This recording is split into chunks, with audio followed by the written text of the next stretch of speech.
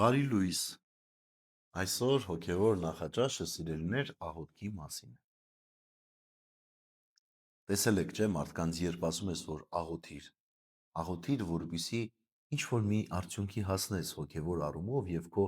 ներքին խաղաղությունը գտնես։ Եվ մարդն ասում է. «Հոգնեցրիք ինձ ձեր աղոթքով»։ Ես ռեալ իրական բաներից եմ խոսում, դուք աղոթք։ Այո, սիրելիներս, թերևս մեր հավատքը պակաս է, որովհետև աղոթքը պակաս է։ Մենք կանգնում ենք աղոթքի, բայց մեր միտքը այդ աղոթքին կանգնած չէ։ Մենք կանգնում ենք աղոթքի, բայց մեր սիրտը այդ աղոթքին պատրաստ չէ։ Մենք ուզում ենք աղոթել, բայց մեր ցանկությունները խանգարում են, որպեսզի աղոթելու ցանկությունը առավել գերադասելի լինի։ Եվ թերևս այս է մեր դժբախտությունների հիմքը։ Այստեղ է թաքնված այն տգարությունների պատճառը, որ մեր կյանքում կան։ Աղոթքի պակասը։ Մենք ամեն ինչի շուրջ կխորհենք, կմտածենք, կփիլիսոփայենք, անալիզ կանենք, վերլուծական աշխատանք կտանենք, բայց կմոռանանք անդրադառնալ, որ մենք աղոթքի տկարություն ունենք։ Մենք չենք աղոթում։ Եթե անգամ անհատապես աղոթում եմ տանը, ընդհանրական աղոթքի մեջ չկամ, ներկա չեմ դեռ։ Եվ հետևաբար, եթե ընդհանրականը ամբողջական չէ, ուրեմն իմ համայնական կյանքի մեջ ինչ որ մի բան, ինչ որ մի տեղ այնպես չպետք է լինի, ինչպես Տերը կուզեր։ Եվ հետո անհատական կյանքում մեկ ուրիշ տկարություն։ Աղոթում ենք մեր առջև պարտավորություն դրված։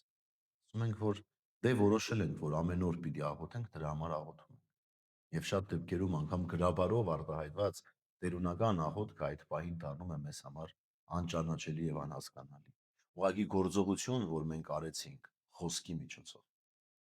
Սիրելիներս, երբ է մեր աղոթքը դառնում անհրաժեշտ, երբ մենք հասկանում ու գիտակցում ենք, որ այդ աղոթքի միջոցով է միակ ճանապարհը, այդ աղոթքն է այդ պահին մեր միակ ճանապարհը, որ մեզ տանելու եւ հասցնելու է մեր նպատակին։ Այս մասին սիրելիներ վկայվում է այսօրվա ընթերցման Ղուկասի ավետարանի 18-րդ գլխի մեջ, որտեղ պատմվում է ուրեմն անիրավ դատավորի եւ այրի կնոջ առակը։ Այս ամենը ձեզ ծանոթ է։ Ես կուզեմ մի փոքրիկ հատված ուղակի ձեզ համար ընթերցել այսօրվա ընթերցում որպես։ Եվ Տերն ասաց. լսեք, թե ինչ էր ասում անիրավ դատավորը։ Իսկ Աստված արդարություն չի անի իր այն ծառաներին, որոնք գիշեր-ցերեկ աղաղակում են, եւ նրանց հանդեպ միայն համբերատար կլինի։ Այո, ասում եմ ձեզ, նրանց հանդեպ իսկույն արդարություն կանի։ Իսկ երբ մարդու որդին գա, արդյոք երկրի վրա հավատ կգտնի։ Ուրեմն սիրելիներս, այրիկինը այլ ճանապարհ չուներ, եթե ոչ միայն դատավորի ճանապարհը։ Եվ թերևս այդ միայն ճանապարհը լինելու պատճառն էր եւ առիթն էր, որ ինքը չդադարեր բախել դատավորի դուռը։ Մեզ էլ պատկամ է տալիս, ասելով, որ այդ պետք է լինի ձեր ճանապարհը։ Իսկ ինչու մեր մոտ այդպես չէ։ Որովհետև մեր հավատքը ճյուղավորվում է։ Մենք մեկ հավատում ենք Աստծուն, մենք երբեմն հավատում ենք նաև այլ երևույթների։ Այնպես ինչպես որ պետք է հավատայինք Աստծուն։ Աստծուն հավատացող քրիստոնյան գնում է կախարդների ու կուշակների մոտ, որտեղ իրեն թվում է, որ այս պահին իր ուզածը Աստված չի կատարում եւ այդ մասին իրեն կարող են ասել միայն եւ միայն կախարդները եւ կուշակները։ Ինքն իրեն քրիստոնյա համարող մկրտված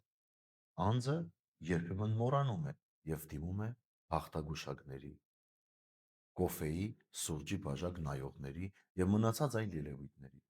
Ինչ է սա, եթե ոչ սխալ հավատքի արտահայտում։ Եվ դրա համար Տերն ասում է, երբ մարդու որդին գա,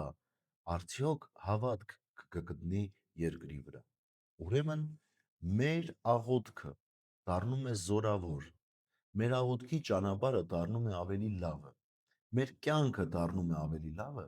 եթե այնտեղ կա մեր ամբողջ բովանդակ հավատքը։ Սա կարևոր պայման է յուրաքանչյուր մեկիս համար։ Եթե ես աղոթում եմ եւ ես հասկանում եմ, որ այդ աղոթքը իմ հավատքի արտահայտությունն է, ուրեմն իմ հավատքը ամբողջությամբ պետք է այնտեղ դրվի։ Հոսանքի լարը, եթե 220 վոլտ չհասցնի մինչև վարդակը, որևէ բան չի աշխատելու ճիշտ։ Որևէ մեկդ մտածել եք, որ 220 վոլտի պակաս լինի եւ մենք այդպես ապրենք։ Ասենք չէ, հոսանքը խնդիր ունի, պիտի կարգավորվի։ Այդ ի՞նչն է պատճառը, որ հոսանքի դեպքում մենք ձգտում ենք 220 վոլտ ունենալ,